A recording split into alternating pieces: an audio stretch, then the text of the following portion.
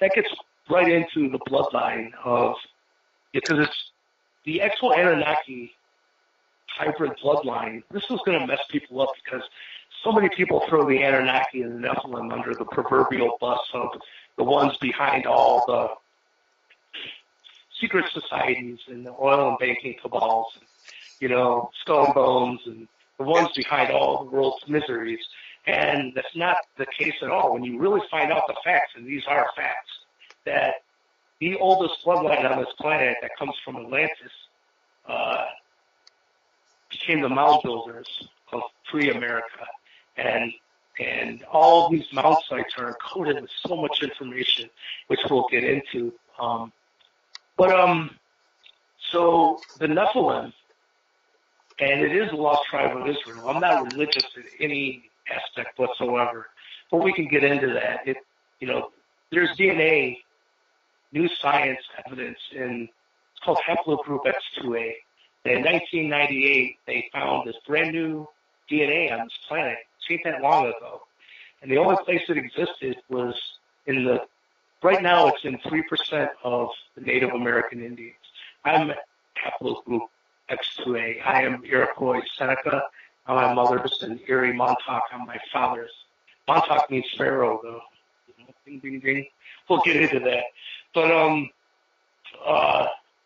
so the actual Incas Nephilim bloodline on this planet comes in through the Native American Indians.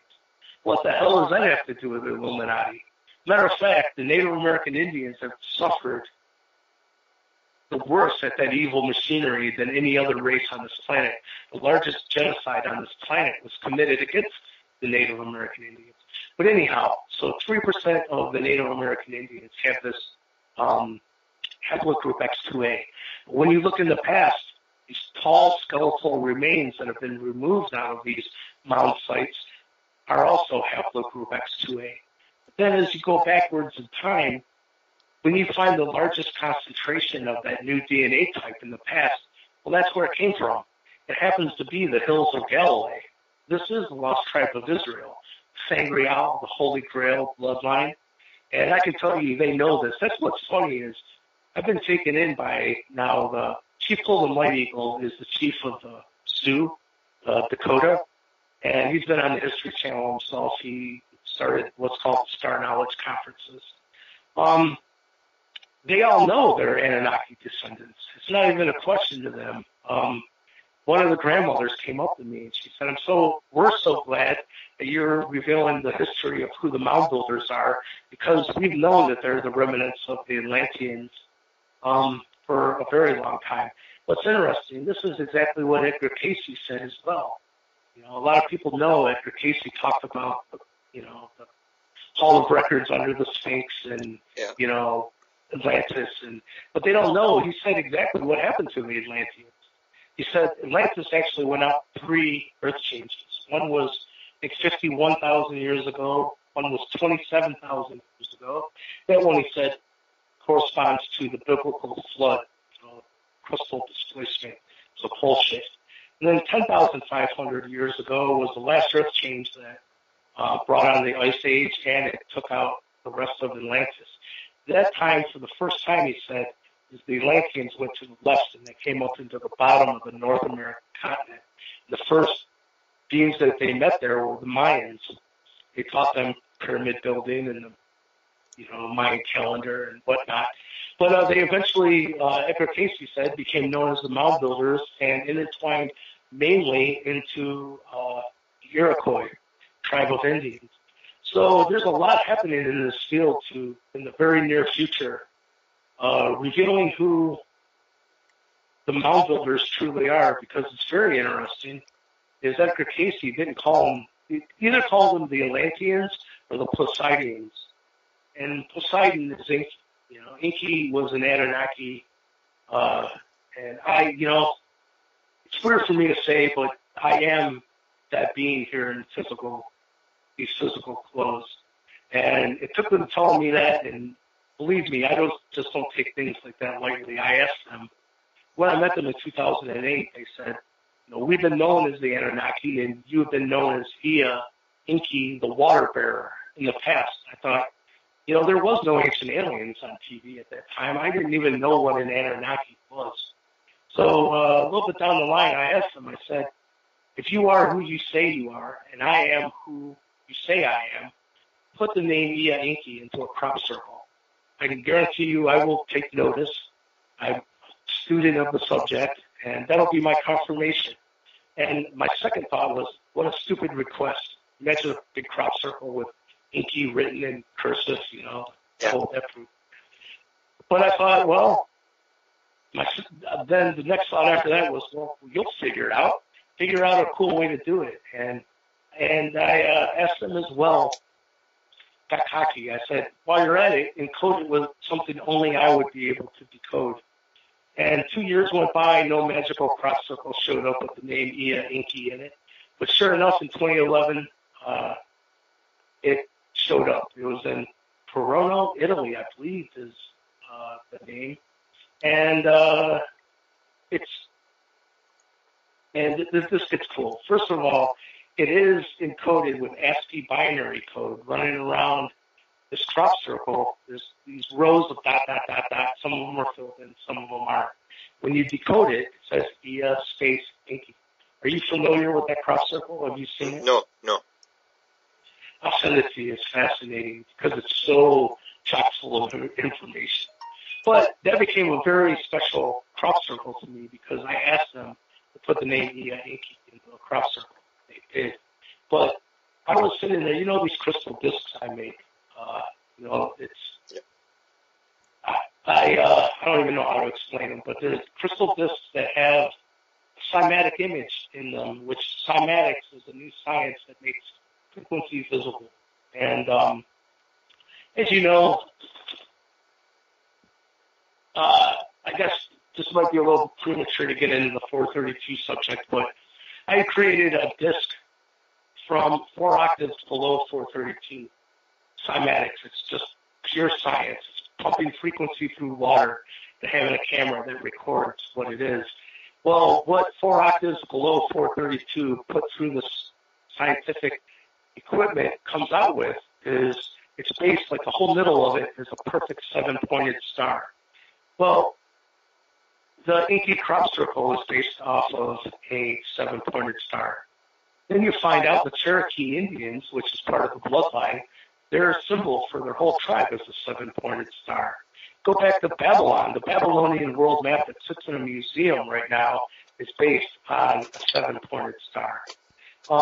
Bear Cloud, who is an elder of the Native American Indians, said that once today's scientists figure out that a 7-pointed star can produce itself mathematically and fractally, forwards and backwards, that we will enter a new time of mankind of unlimited free energy. So one thing about this I want to say is I think it's been overlooked is the biggest communication from the Anunnaki was this Inki crop circle. But in the same field the prior year, now I'm starting to realize they do this. They'll give you, like at the Arecibo, the one part of that crop circle that showed how it was transmitted, and ours showed a telescope, theirs showed kind of like brain, emission of energy. But 1 year prior to that, in the same field, was that in high definition. All it was that communication. So in the same way, the Inki crop circle showed up in 2011, but in the same spot in 2010 was another, you can tell it's the same author that did, that 2010 crop circle as well. But in it is encoded E equals MC squared in ASCII binary code. Oh. So right now, go ahead. No, go ahead. Because this all gets into the 432 subject and why it's so important, and it's something they've been trying to guide us into. All our quantum physicists tell us today everything is both particle and wave. Well, E equals MC squared is only the particle part of the equation. E is energy, M is mass. It's right there in it. C is the speed of light squared. So where's the frequency component? Well, it's hidden. What you find out is 432 squared becomes the speed of light within 1% accuracy. Wow. 432 base frequencies are the only thing that plugs into C squared times mass equals energy. 432 base frequencies are truly the only frequencies that align you with galactic light source, energy. It's like what Tesla was talking about. That gets fascinating too, because Tesla said once we understood the magnificence of the 3, the 6, and the 9, that we would unlock keys to the universe. And 369 is only a different way of stating 432 base mathematics. And why that is, I don't want to get too mathy on people, but all 432 base mathematics resolve to a 9, meaning 4 plus 3 plus 2, 432, equals 9. To find its accurate lower octave, you just divide by 2. So it's 216 is the actual accurate lower octave. Because just because you got your middle note on a piano tuned properly, that A note, there's still lower A notes as you go to the left down the piano. So those lower frequencies are 432, 216, 108, which 108 is very interesting because Tibetan monks have 108 beads on their prayer bracelets, and they will repeat certain mantras, chants 108 times. And then 24 and then 27. Those are the lower octaves of 432. Like I was saying, 27 hertz, when you put it through a cymatic device, creates a perfect 7-pointed star. So the fact that the Inky crop circle is based on a 7-pointed star, it's encoding 432 base mathematics and frequencies. And then the previous year was this crop circle that encoded E equals MC squared. They've given us both pieces of the puzzle, and they're just waiting for us. But it's really interesting. What I wanted to tell you about why this is important with how 3, 6, and 9 is the same as 432 is, as I was saying, all those numbers, 432, 216, 108, 54, 27, they all resolve to 9. But when you take our musical standard of today being 440 hertz, not 432, that was only done in the 1940s, and it was done by a Nazi, I forget his name, but it became a worldwide standard of 440, and it's probably the most disharmonious frequency that you can even choose. But I happened to my friend Dan Reed that we were talking, me and you were talking about. Yeah. He's in contact with the Arcturians, and truly is an Arcturian messenger. And he said, Michael, how the ancients have given this idea of dividing or multiplying a whole unit by 12 seems to be the idea, whether it's 12 hours in a day, 12 inches in a foot, 12 months in a year, 12 apostles, 12 days of Christmas, 12, 12, 12, 12. He said, let's see what happens when you take today's musical standard of 440 and divide it by 12. What you get is 36.6666666666666. Goes on for a while, and he goes, oh my God, look at that. It's pretending to be sacred geometry while still being an imposter. Now let's take 432 and divide it by 12. What you find, if you do the math yourself, it's a perfect 36, and with no remainder. But it's interesting because if they had changed it to, instead of 440, if it would have been 439 or 441, it wouldn't have had that string of remainders on there of being like 6666666. It's like you said, it's pretending to be sacred geometry while being an imposter. Well, 432 divided by 12 is 36. 3 and 6 is 9. Tesla, the energy he was talking about for us to align ourselves with is 432 hertz. I can tell you some of the pyramid rooms are tuned to 432, but most interestingly, in Sumeria, right out of the gate, humanity came out with full functioning culture, and mathematics, and law, and timekeeping. So look at the system of timekeeping that they gave us. Look at how many seconds is in 12 hours. Pretty easy math for anyone to do. What you'll find out is 43,200. It's 432. Built right into our system of timekeeping, which, by the way, these people are the ones that told the Mayans how to build their calendar. 2012 does not end in a 9. 2012 could not have been the end of the Mayan calendar. The next date that actually is right is December 21st, 2016 was the actual ending of the whole cycle. So we're just barely just now entered into the age of Aquarius. Okay. But in the same way, I want to wrap this up with them trying to drip feed us information that would align us with galactic energy and doing it for a very long time. First of all, tells me if they wanted us damaged, we wouldn't even be talking right now. Yep. It seems to me they've been trying to help for a very long time and been drip feeding us until we are responsible enough and intelligent enough to make sense of it. But what I want to tell you is these octaves of 432 are also encoded into the dimensions and layouts of these ancient mound sites in North America. Meaning, like when you look at Newark earthworks in Ohio, one wall will be 1,080 feet long. Another wall of that complex will be 2,160 feet long. That's 108, 216. They're encoding octaves of 432 into the actual dimensions and layouts.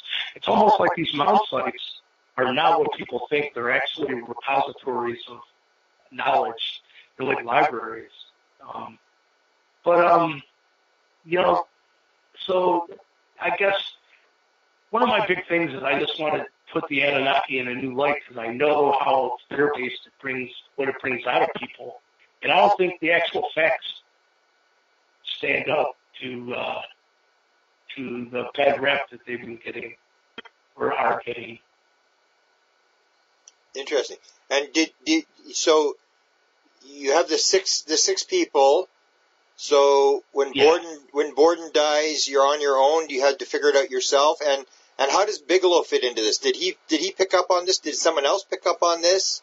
Is there someone watching this? What happened at this point is in 2011 is when the Pentagon secret UFO program funded Robert Bigelow $22 million to form what is known as Bigelow Aerospace Advanced Space Studies. It was BASS for short. And that was to fund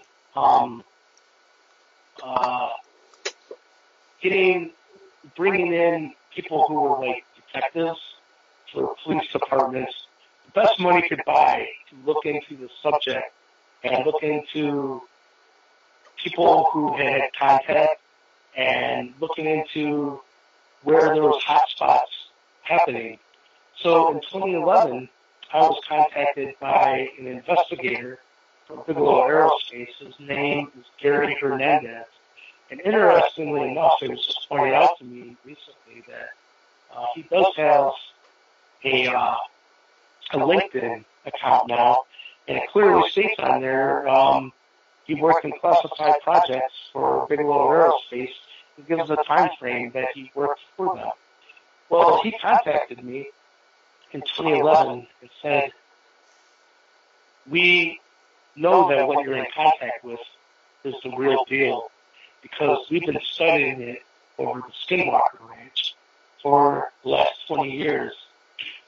And we ended up having, I guess you call it a friendship. We talked a few times on the phone. We chatted back and forth via Facebook Messenger and my email, and actually learned a lot from him. He said that he was the investigator of the Great Lakes area. He told me that also in Canada, the same phenomenon is rampant. These glowing orbs of light is the real deal. And Niagara Falls, I remember him clearly stating as well. But he said that these objects are not what people think about when they think about UFOs being made of metal and nuts and bolts. He said they have more to do with portals and time travel than they do, a physical craft. And he, first of all, you need to understand why they're even called skinwalkers in Utah at the ranch. And that is because was a Native American Indian term. They would see these orbs of light come down, and then they would take on biological life form. They'd turn into like a giant wolf or a giant deer. And these scientists that Bigelow put in working at the ranch all witnessed this and spoke about it. Matter of fact, George Knapp, he's the one that broke Area 51, Bob Lazar story. He was the only one that Bigelow allowed to go to the Skinwalker Ranch, and they ended up releasing a book called Hunt for the Skinwalker. And they said that the biggest aspect of this phenomenon that really floored them is its multidimensional nature. They said some of them even called it poltergeist activity, and he gave an example of, they lived at that ranch for 20 years, so they had to eat, right? They'd go to the grocery store, get all kinds of groceries, they'd come back to the ranch, they would put it all away in the refrigerator, put everything back in the cupboards, and then walk out and go, oh man, I forgot I wanted a Pepsi. Walk back in, and everything that they just unloaded was back in the grocery bags. And in another instance, if you want to check this one out, I think it's really a great interview. John Alexander, he was the one that actually set up the government. You'll find like the FAA, all ground control and pilot reports of UFOs with the Bigelow Aerospace. Okay. That was set up by John Alexander. So if you type in John Alexander and Skinwalker, there's an interview with him, and they said, do you know what the intelligence behind the phenomenon that you witnessed at the Skinwalker Ranch is? Have you or Bigelow come to that conclusion? He said, yes, we have. We've come to the conclusion that we're up against the trickster. Well, the trickster is just another name for the Anunnaki. And I don't know if you know this as well. Robert Bigelow went on 60 Minutes, past those beings. He said, there's been an extraterrestrial presence on this planet for thousands of years. He said, oh my God, it's right under people's noses. Well, I can tell you, it's the Anunnaki. It's people who built the pyramids will be returning. So what I wanted to tell you, though, is this investigator, Gary Hernandez, points me to the UK Ministry of Defense dump of thousands of declassified documents. And I think that they do it on purpose. It's like finding a needle in a haystack to find a good one, that's something that's really saying something. He points me to it, and it says, the real deal are these orbs of light. They don't know how they form, they don't know how they divide, but they said the color that you see, some people report them as being multicolored, some people say they're just red, some people say green, but that depends on how the frequency is burning at the plasma.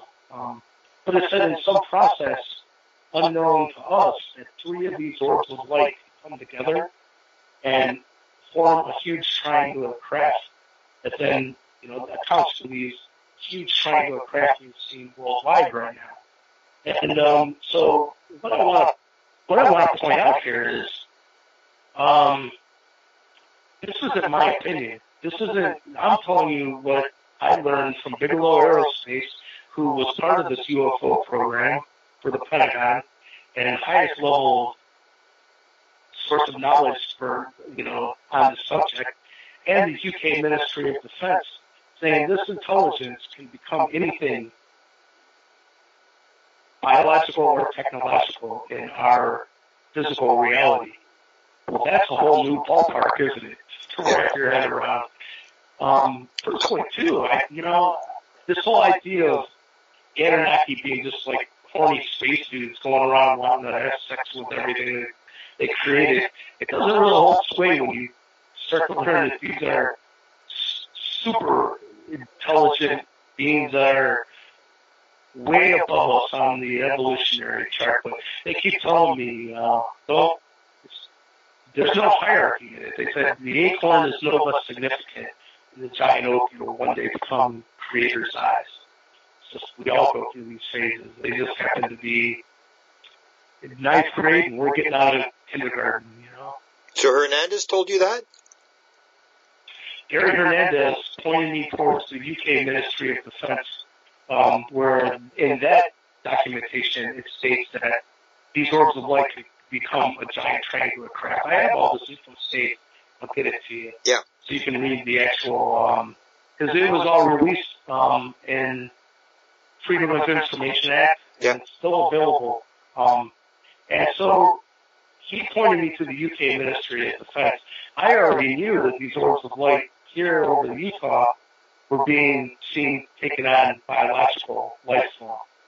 And not only that, John Alexander said that, like, for instance, at the Skinwalker Ranch, there was this one field that had all this activity and these orbs of light coming down. So they decided to put, like, 3 12-foot poles, the best equipment money could buy, the best nighttime vision, the best FLIR, you know, heat sensing technology, cameras, and then all these cameras on all 3 poles, all the cables were brought down into the ground, about 3 foot under the ground, and they dug a trench, and all the cables went back to the ranch where the monitors would be set up or whatever.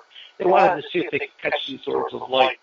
So they're all, like, excited, and they're waiting, and all of a sudden there's this big white flash, and there's nothing more. They go out instantly to the field, and all the cameras are gone, and the cabling going down, they said they had all this duct tape to hold the cable going down into the pole. All the duct tape was gone, and but it wasn't laying around on the ground like in a pile. It was just gone. And all the wires down into the ground and about a couple foot going towards the ranch was just gone. It's just, everything was missing. They said what really freaked them out, they found out the whole thing happened just like a millisecond, he said. This is all in that interview I told you about that. Anyone can go and watch it right now. Yeah. So this isn't 40 spacesuits. You know what I mean? Yeah. These are some type of multidimensional being who can operate in and out of time and let you know it's there in very peculiar ways. I've experienced this with them themselves. A.R. Borden, the NSA people call this topological thinking. And it said that, like, you know, the idea is that once you start to pay attention, especially to synchronicity and strange coincidences, the more you really start to pay attention, the more they grow. And they grow and grow and grow and grow until all doubt will be removed that something is in communication with you. So people ask me, well, what's it like to be in communication with the Anunnaki? It's like, it can come in any way you can imagine. It can come with them appearing before you and having a talk with you, which will happen in 2008, or it can be, I can tell you, like, one really good example of this happening is, and it'd be a really long story. Just imagine the craziest synchronicities you've ever experienced. Well, I can tell you, they told me, here's one. I said that once they told me you were once known as the water bearer. And I asked them to prove it. They put it into a crop circle. Yeah. Well, now, fast forward to 2016, I've been taken in by the Native American Indian elders, chiefs, and grandmothers, and was invited to go to one of their rarest ceremonies. It's called Sundance. And boy, it's not what people think. But that's a whole different story. But it was actually a horrifying experience. It's pretty exploding. But they cut down a tree that's going to be used in the ceremony. It's a 4-day ceremony. And so coming back from getting the tree, someone comes up and grabs me by the shoulder and said they're having a grandfather meeting and your presence is requested. I'm thinking, what the hell? You know, so I walk over there to where he pointed, and there's another girl now sitting on the tree stump of the tree that they just chopped down. And she points into the woods and she goes, they're right in there, you can't miss them. I'm thinking, okay, well, that's odd. So, first of all, why are they considering me, my presence is requested for a grandfather meeting? That makes no sense to me whatsoever. I don't even have children. So I go into the woods where they pointed, and there was no one there. I'm like, am I being Indian punked? You know, like, what the hell is going on here? So we went back to, after that, I got out of the woods, and it just got scraped up pretty good. There's thorns.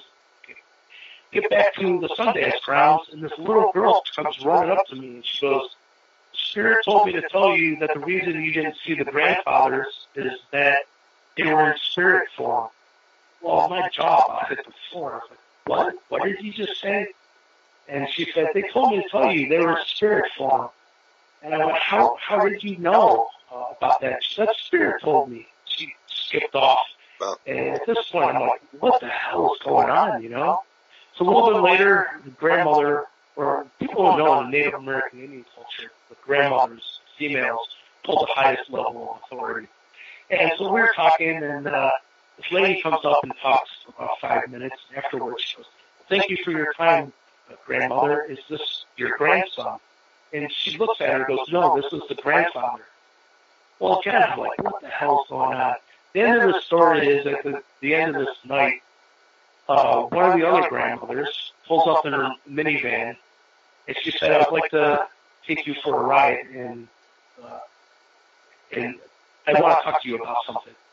So I got in her minivan, and she said, I want to tell you about how the bloodline came into the Native American, into the North American continent.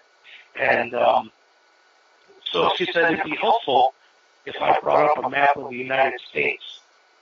And I couldn't make this up. I had to.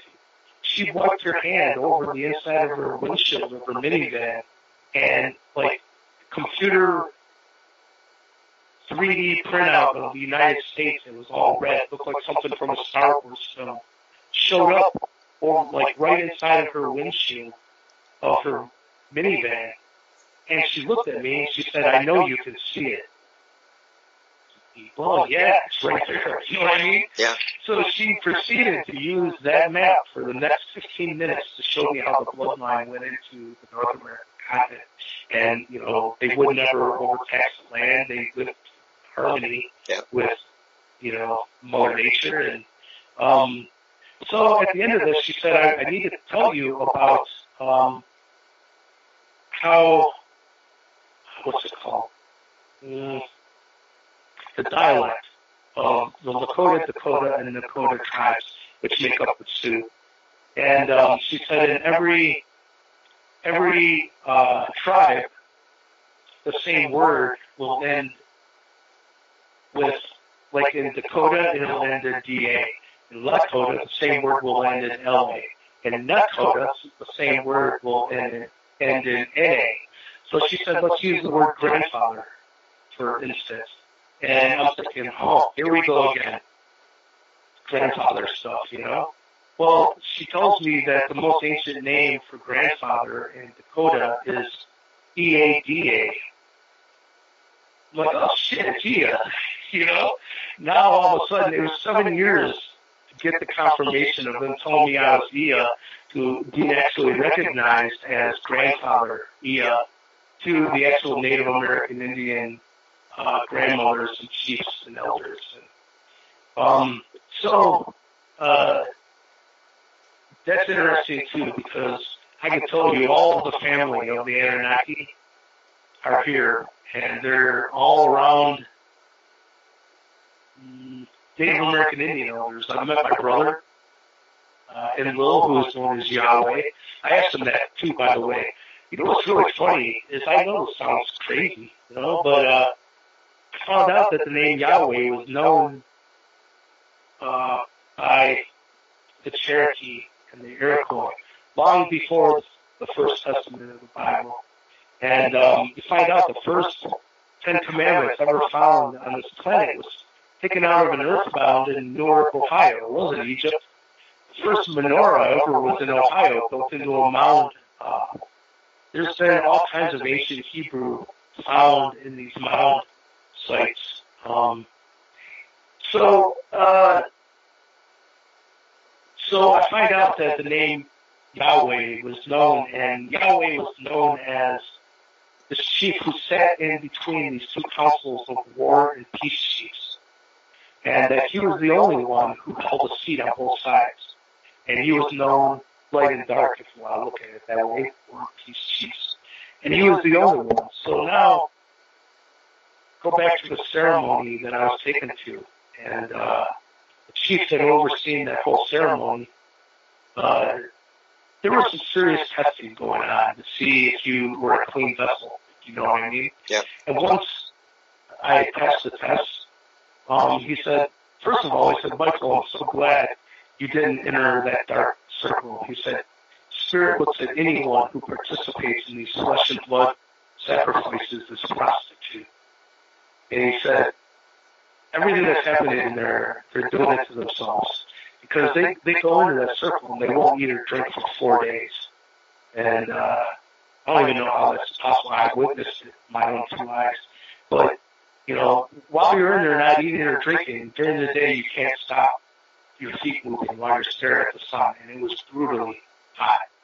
And but then someone on the dark side, you know, is supposed to be said to have a connection to God or whatever. And if he says someone needs pierced, then they push these needles through their flesh. It was horrifying. But he said, Michael, I've never told anyone they can't get out of that circle and go get a drink of water.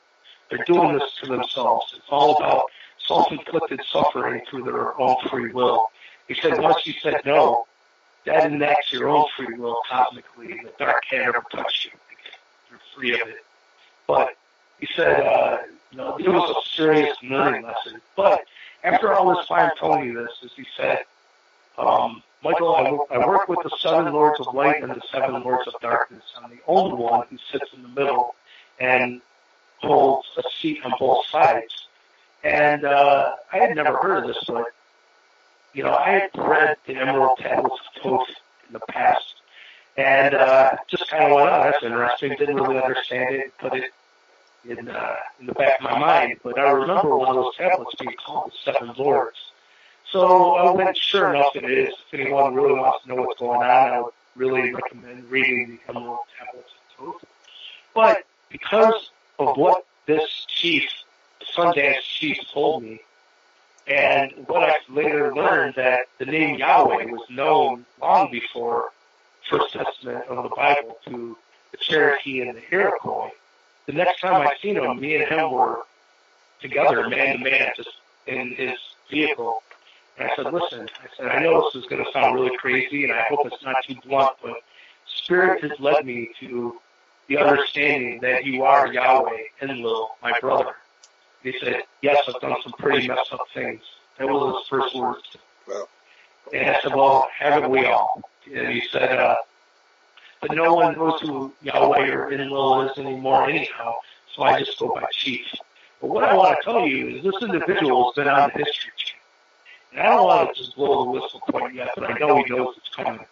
On the History Channel, there's on YouTube right now, I'll send it to you, the producers of the History Channel are asking him, well, what does it mean to be a chief of the Native American Indians? And he's showing them his headdress. He's like, every feather on this headdress has a story attached to it. He said, but what people don't understand is this war and peace chiefs. This body is the only one that is both. I'm like, geez, tell them right point blank who he is. It's just people don't know how to decode the message. So the Anunnaki ruling family, myself being Nia, I've met my brother, I've met our father, Anu, here, and all this, by the way, revolves around the Native American Indian story of what's known as the Peacemaker, who came from Canada, by the way. Interesting. Yeah, we can get into that because that's what's coming up next. And man, you know what I'm really excited about is I just met with Graham Hancock. And Graham's next book and project is called Pre-America. And it's all on the Mound Builders and who they truly are. So I told him, I said, man, I feel like you are the Calvary showing up, you know, because he's such an awesome researcher and has credibility that I really do think it'll help the cause when people hear from his mouth. Yeah, yeah.